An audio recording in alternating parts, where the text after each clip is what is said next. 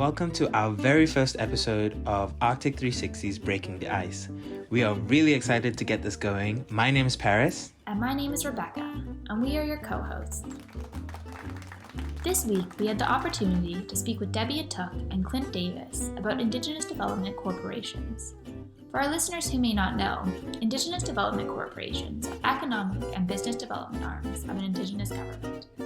These for-profit community-owned corporations aim to provide financial support to advance community interests. Indigenous Development Corporations play a major role in driving Indigenous economic advancement through business development, employment, and community-based projects. Debbie is an Inuit who is the CEO of Kootznoowoo Corporation. Kootznoowoo was born as the result of the Alaska Native Claims Settlement Act of 1971. Debbie's work focuses on helping Alaska Native and Native American communities develop their businesses and improve their economic well-being through prudent investment strategies, strong representation, and advocacy. Clint, an Inuit from Labrador, served for over 11 years as the chair of board of directors for the Nunasi Group of Companies, which is the economic arm of Nunasi government. Clint Davis, once being the Vice President of Indigenous Banking at TD, is now the President and CEO of Nunasi Corporation.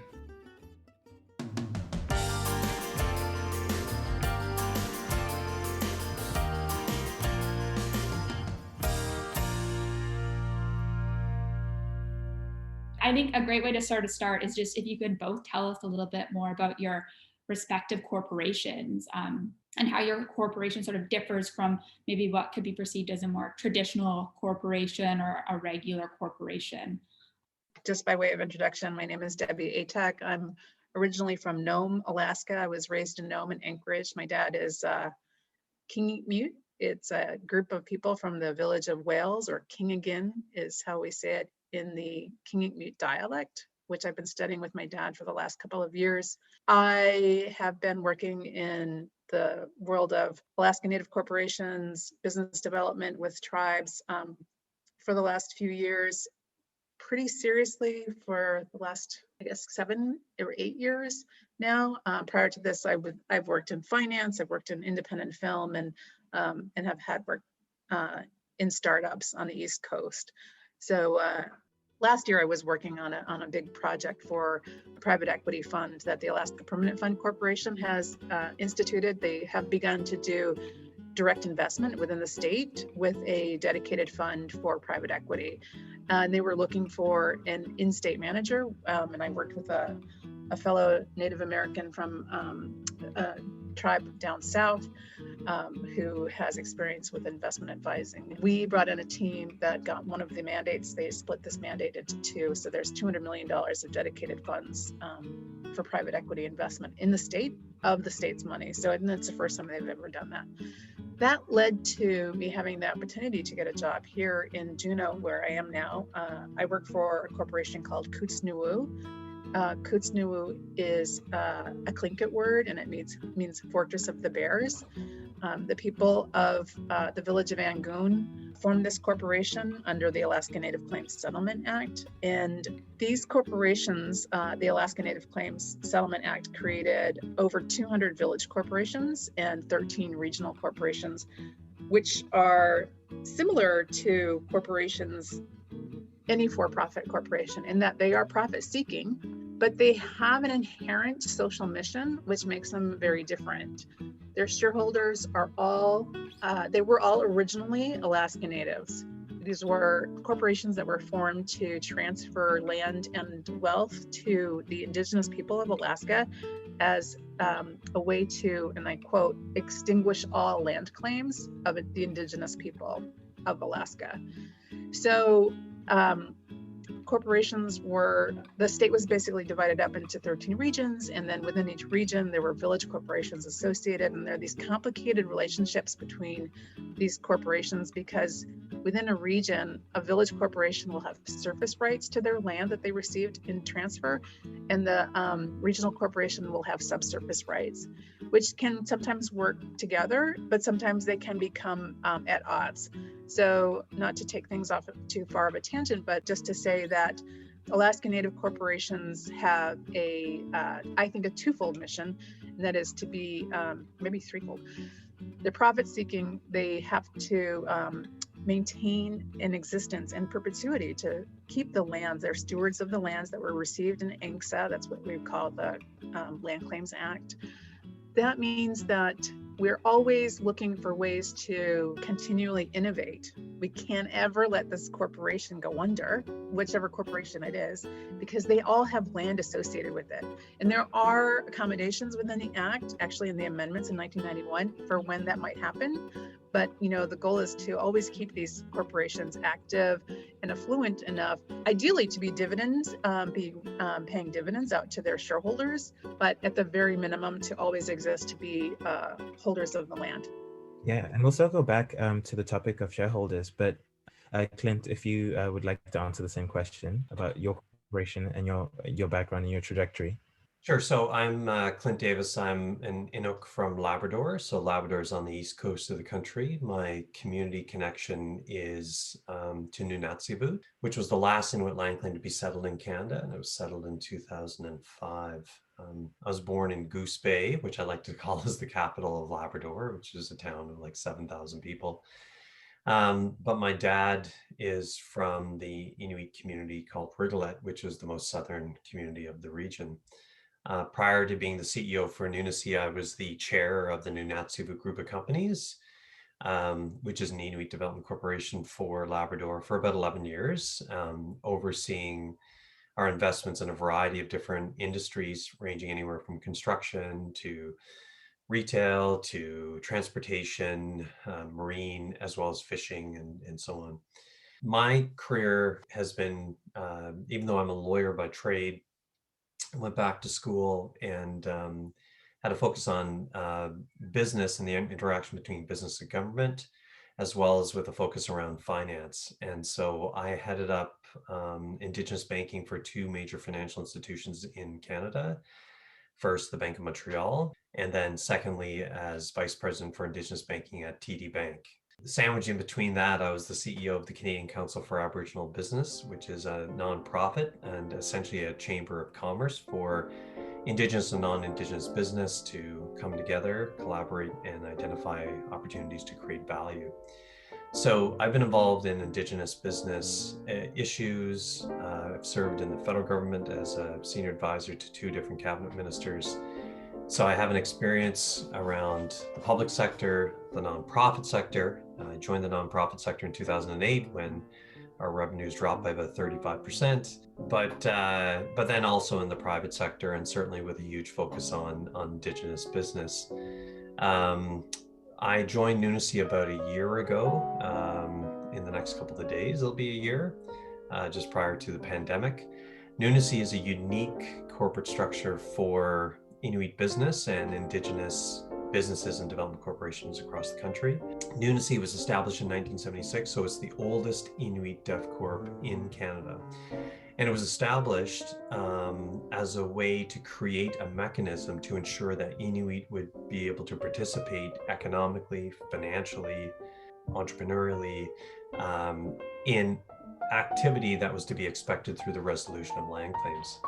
But over a period of time, as other Inuit claims started to be settled and respective development corporations started to really grow in financial success and authority, Nunasi started to really take some time and look at what it was all about and to see how it was going to be adding value for its shareholders. And in this case, the Nunasi shareholder was, and we're going through a process now of changing this, but it was the Nunasi Trust. The Nunasi Trust, the beneficiaries of the trust were all Inuit beneficiaries under the Nunavut land claim. So right now, our structure is that we're owned by 3 Inuit regions across Nunavut. We have a board of directors that represents the 3 Inuit regional development corporations. as well as the 3 Inuit regions. So it's a significant voice that's pan-territorial.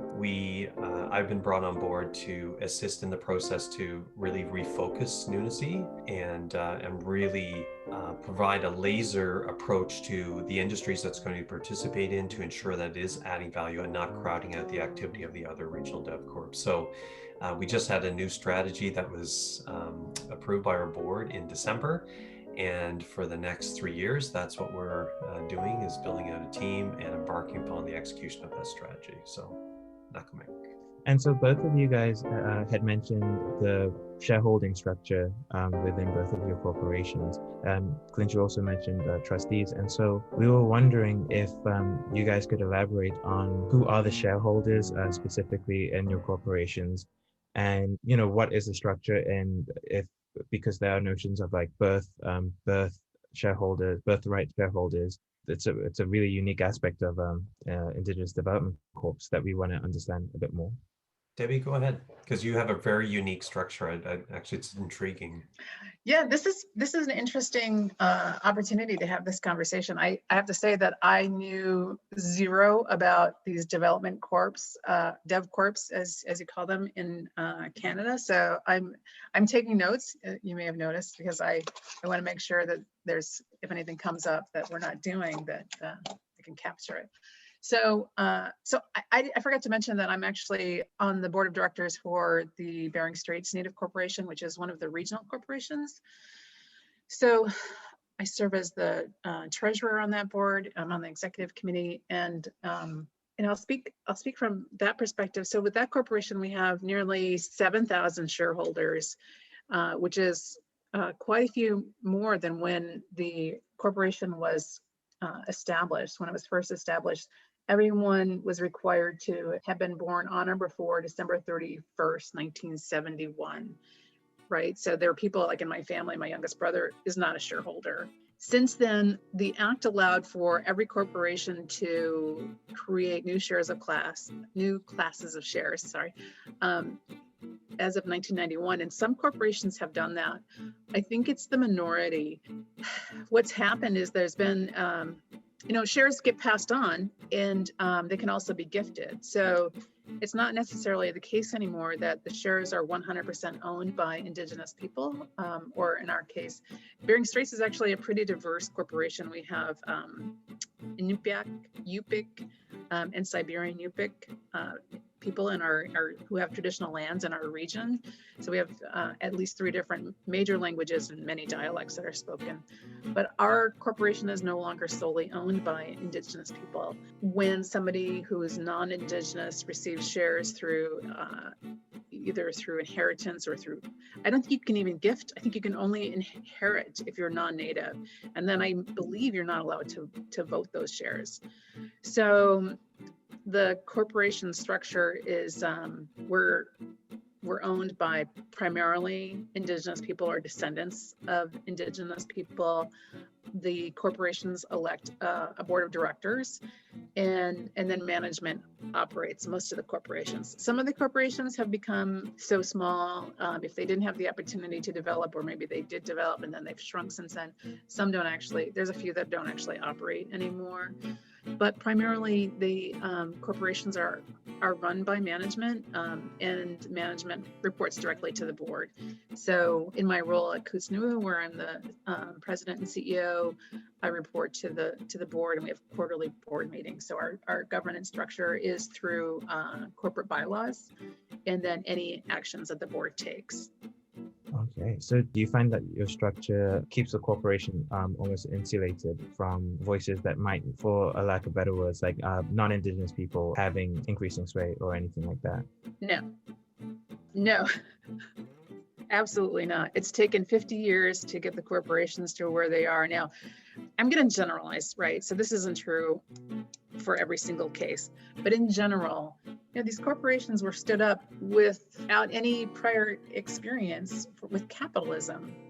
So it was pretty hit or miss. And the corporations that fared the best were the ones where there were quite a few natural resources that could quickly be exploited. And in that case, let's say in the Southeast where I am right now, there were already timber, corporations in existence here, and other corporations that existed here. So when corporations were stood up for the Alaska Native Claims Settlement Act, they could bring in people who had business experience, and so they were afforded the opportunity to quickly start operating. Sometimes that meant hiring people who were non-Indigenous because they happen to have more experience with running corporations. Some of the corporations in other parts of the state hired outside experts, I'll put in air quotes, and didn't do so well and were taken advantage of, were put into, poor, businesses that weren't a good match for whatever reason. So it's not the case that having a corporation that is 100% owned by Indigenous people means that we have effectively become independent of colonial or settler influence.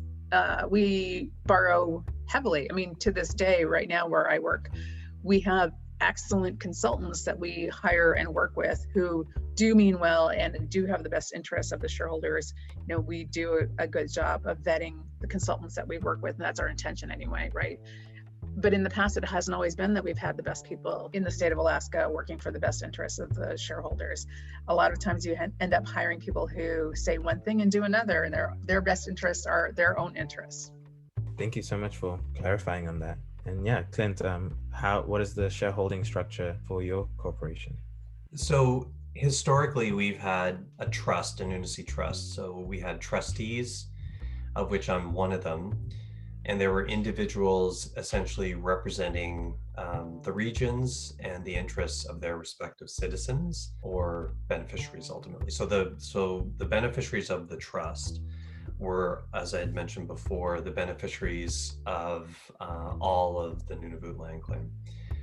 And a trust has a certain lifetime. And so in this particular case, the trust itself was looking at a period of winding down over 21-year time frame of being in existence. And so we're taking advantage of that to make sure that what we're doing is having a much more engaged level of ownership, so that the ownership structure itself better reflects the current corporate governance that we have in place with the other regional development corporations, but yet it's still there for the benefit of all Inuit who are beneficiaries under the Nunavut land claim. Excuse me. So rather than having a trust structure with trusts, and you're following along the lines of, trust rules, accounting requirements for both a trust plus your corporation, different governance, different structure. It just made it very not so efficient or effective, and at the end of the day became quite expensive. However, what we did was we were able to distribute our common shares, which ultimately is your ownership of your company, from our trust to our 3 regional Inuit associations, which are from the east, from the central part of Nunavut, and to the west. Kikitani Inuit Association in the east, Kivalik Inuit Association in central Nunavut, and Kitimiut Inuit Association in the west. The shares were distributed based upon population, so most going to the east. And from there, it sort of justified why we would actually have the presidents of the Inuit Development Corporations on our board, because they would be speaking on behalf and representing the interests of Nunavummiut, but in particular the Inuit who are beneficiaries under the land claim. I have to say it is rather unique, and everything that I've done in terms of advocacy as well as research around governance is you normally, and even the Harvard Project on American Indian Economic Development, what it would normally do is that it took the position that you'd separate business from politics. And so despite the fact that we actually have presence of 3 political bodies within Nunavut who are on our board, we also have the 3 CEOs of the regional dev corps, which are essentially owned, like each regional dev corp is owned by a regional Inuit association. And we also have the chairs of the board of directors of that. So you have, out of 9 board members, you have 6 who are essentially technicians for the most part, with a deep experience and expertise in business. And we're not to say that we're muting the influence of politics. In fact, the value that our Inuit presidents bring to the board is significant, ensuring that the voice of Inuit are heard, and the dynamics of what's happening in the respective communities and regions come to the forefront for the issues that we're dealing with. So it is a unique structure. We don't have shares that would go to each individual beneficiary, but rather the shares are to the organization, which, as I've mentioned, represents the interest of Inuit within Nunavut.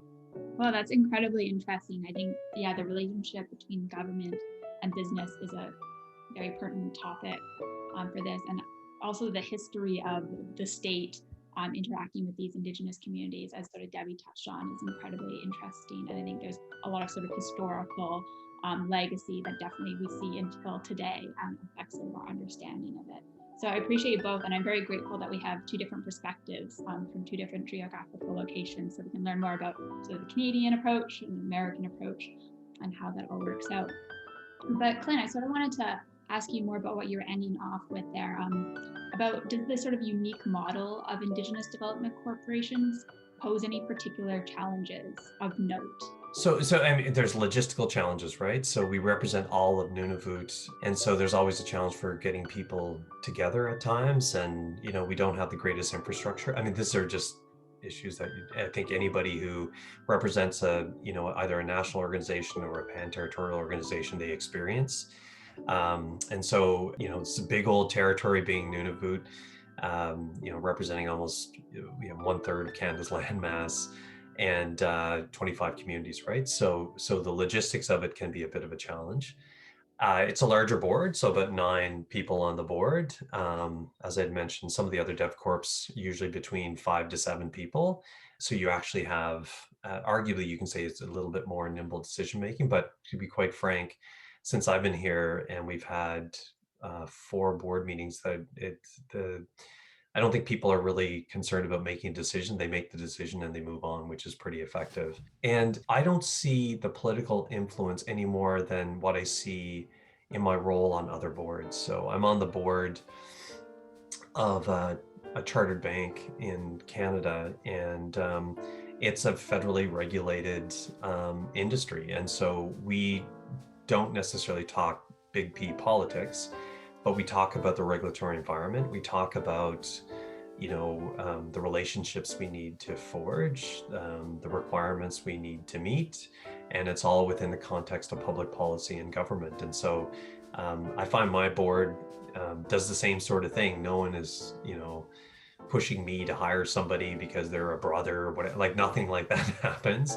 My board seem to be, they're exceptionally professional, sophisticated, and despite the fact 3 of them are politicians, they're very engaged and they understand the technical issues as well too. So other than the real big logistical challenges, I don't see any major challenges or any major problems for governance. Yeah, thanks for answering. Yeah, I can see how the wide geographical range could definitely pose a difficulty logistically.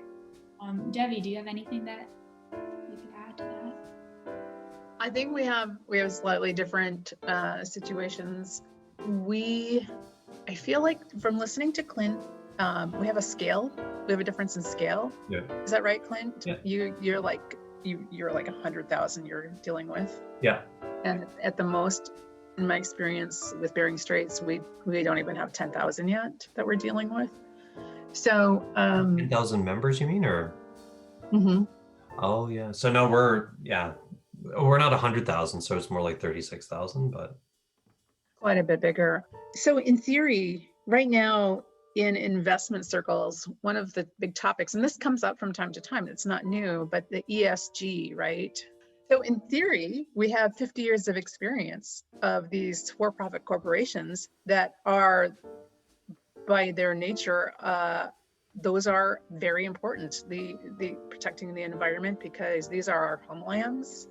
Any development that happens there, we need to minimize the impact or have no impact on traditional subsistence living. So that has put us in conflict with some of our greatest opportunities here. So in some ways, I think that the people in the Arctic Slope region of Alaska have been a very good example of being good stewards for they were very thoughtful in getting involved with development. They have benefited economically, but they have not given up their traditional and subsistence food gathering, their hunting and gathering. They have a very active whale hunting season still. They have been impacted by the development that they chose to participate in. They do both. They have development and they still continue to practice whale hunting. They do have the benefit of using more modern methods so that they can go further and further afield as the environment changes, climate changes happen. They have to travel further out.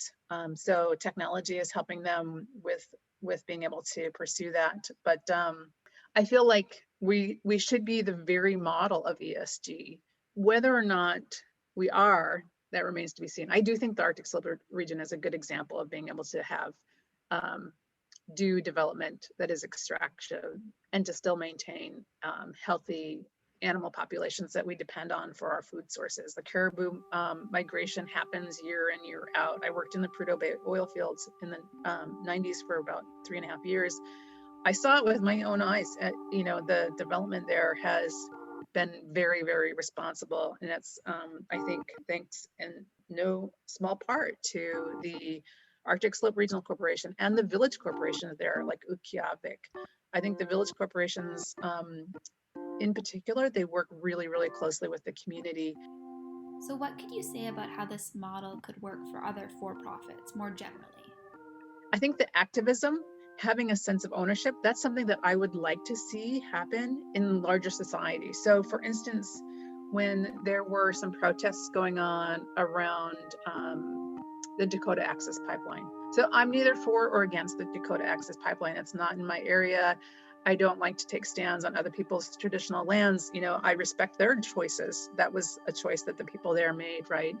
And when people started piling on and getting behind that issue of being against it and trying to impact it, one of the things that I would say is you as a shareholder have responsibilities.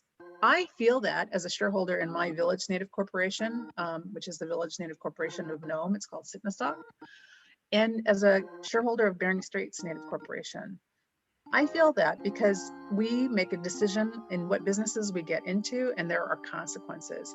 And one of the things that has happened in the U.S. Model of trading and being shareholders, and if you're in the US and you're listening to this and you have any money in a 401k plan or in a pension fund, you probably have shares in corporations like large banks who may be taking actions around the world that you may not be aware of. And so one of the things that you can do if you want to be a thoughtful member of how our society operates and impacts the planet and indigenous people or the environment or climate or animals is to really pay close attention to what funds your money is in.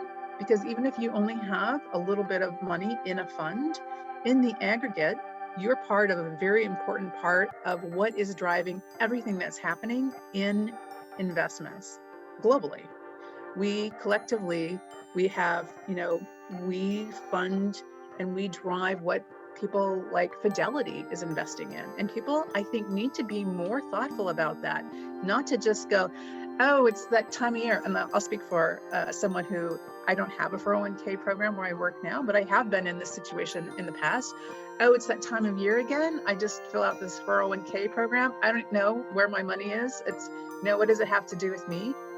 Well, what does it have to do with wherever those corporations, those large corporations, do you have money in extractive, corporations that are doing extractive mineral resource development? Are you for or against that? If you're against that, then make a decision and be more thoughtful about where your money is invested.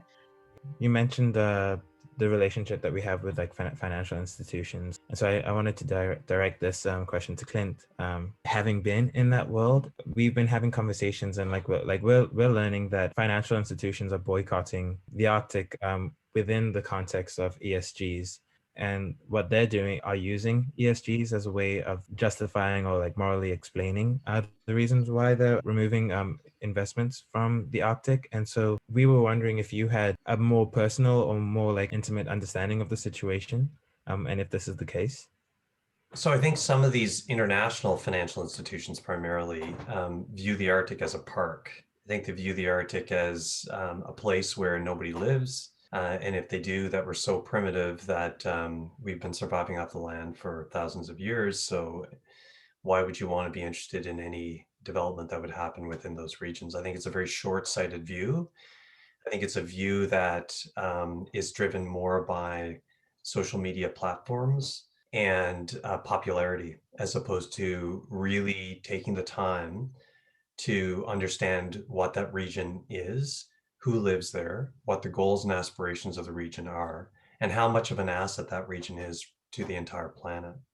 It's very simple for somebody in Frankfurt to say that we're not going to do any drilling in the Arctic and we're going to divest all of our holdings of any company that is doing drilling or any kind of extractive activity within that region. When they have broadband, they have reliable energy, they have reliable heat, they have food security. It's very simple for all of them to be able to do that when in fact, as Debbie had mentioned, our companies and my company have been around since the 70s, and all the other regional DevCorps been around, and other Inuit DevCorps been around since the early 80s to mid 80s. I think we personify those companies that represent the best of the best around ESG. We're not perfect, we're people, we make mistakes. We made investments in some businesses that, wasn't the greatest when it came to, greenhouse gas emissions, or, we're involved in mining, which can have some challenges at times. But at the end of the day, our companies are set up in a way where we have to operate in a manner that provides remarkable respect for the environment, because our beneficiaries and our managers, our board directors, they're out on the land whenever they have the time. Just a funny anecdote, this past pandemic year, obviously in Nunavut, very few people traveled south. Certainly nobody on my board of directors who are domiciled in the far north traveled south. And they thought it was the most wonderful summer that they had, because they had a chance to get out on the land and every moment they had with their families. And so they weren't stuck on a plane flying to Edmonton or going to Toronto or going to Ottawa. And so the environment is synonymous with the work that we do, and is synonymous in many respects to the identity of an Indigenous person. Social. So the one thing that I find frustrating, and I do get nervous that ESG is going to be not necessarily a flash in the pan, but it's an articulation now that is becoming popular. And companies are actually saying, oh, we've been doing ESG all along, when in fact, I think if you start to peel the onion, you'll see that there's a different narrative there. For Debbie's corporation, for my corporation, for the corporation I served on the board for, as I said, environment is critical. Our interest as Indigenous people, as Inuit, extends beyond the S of ESG. It's not just social, although social is a critical part of it in terms of the health and welfare of our communities. But there's also governance, issues around governance. Debbie had talked about it. Making sure that you recognize the responsibility that you have, I would say, as a board member, as a trustee, and ultimately as a shareholder. And so that you have that responsibility to communicate and to direct, either directly or indirectly, the strategy of a corporation and where it's going to start to focus its energy. I would extend that as well. And I'd like to have Debbie chime in on this as well. In terms of the capital that many Indigenous communities, regions, organizations, usually political bodies, have been able to accumulate over the last 40 years. So by my calculation, which is probably conservative, Indigenous communities, so these are Inuit across the country, as well as First Nations and Métis in Canada, collectively, through the resolution of land claims, through economic activity, through other types of partnerships and relationships they would have with government, they would have in excess of about $13 to $14 billion of capital. So think about that, $13 to $14 billion of capital are now invested in the open market, and they're governed predominantly by a trust structure on how that money is being managed. In fact, Nunasi, we're going through our own process. We're not governed by a trust, but rather we're going to be governing our investment activity through an investment policy statement. And so many, it's starting to change, but in the past, so many trustees, so many communities, so many regions were far removed as to where that money was being invested. And we're starting to see a bit more activity as a result of different efforts by national Indigenous organizations to bring awareness to trustees and community members who have that responsibility as to where their hard-earned capital, it's their sovereign wealth fund essentially, is being invested. And we're seeing some communities start to raise concern over investments in companies that do bottled water, pipelines, exploitation of the forestry, and so on, right? And so actually starting to see a much more methodical and systematic approach to influencing how that money is being invested. You still want to have that separation to ensure that your investment manager can do this and do it in a way that's independent, but he or she will have to be guided by the values of the community. And based upon some of the work I've done with the banks and with other Indigenous communities, it's unfortunately, you see that misalignment at times between the values of the community and where that capital is being invested. And you see that sometimes as well with development corporations and the activity that they're engaged in as well. So I support 100% what Debbie had talked about, particularly around ESG, how ESG is now this new thing. We've been doing it for decades, right? It's a part of who we are. When I grew up and went to do my undergrad in business, the purpose of the corporation was the maximization of shareholder wealth. And that, while we do want to generate returns to our shareholders for Nunasi, I'd like to say that we're generating responsible returns to ensure that we understand what the values of the community are and how we do this in a way that's responsible and prudent. Yeah, I think it is interesting sort of how, at least I've been noticing, the use of ESG, CSR, definitely sort of seen as buzzwords used by a lot of companies, and sort of with the expectation that maybe people won't be actually researching to see what the company is actually doing or anything like that. So it's really interesting to see how your corporation sort of actually do align with these initiatives. And you've obviously demonstrated that today. Thank you again for taking the hour to help us, because I know both of your time is incredibly valuable, and we really appreciate hearing directly from you. To wrap everything up, we want to know if anybody walked up to you on the street and asked you what the most pressing issue in the Arctic is, what would you say? I mean, I think that we're a little behind the Canadian infrastructure when it comes to high-speed internet. But right now, the most pressing thing is, even though we have a few communities still that don't have running water, I would put keeping pace with technology, giving communities high-speed internet so that students can keep up. I would say the same thing. I think it's the investment, certainly what we see in Nunavut and other parts of Inuit Nunaat, which is the Inuit homeland in Canada. It's just that lack of basic investment in infrastructure, right? So you still have so many communities on boil water advisories. So if you don't have clean water, you're not healthy. If you don't have housing, you're not healthy. If you don't have internet, it's a barrier to entrepreneurialism, education, telehealth, the ability to run your government. Like you need that. It's difficult to conceptualize how one region of the world is dark, and it's the Arctic, right? This has been so interesting. Thank you so much to you both for working with us in our schedules so that we could meet and talk. I would have never had such an interesting conversation. I would have never known so much as I do know now, which I feel like I just scratched the surface, but I look forward to maybe we can do more together in between Canada and Alaska on this topic.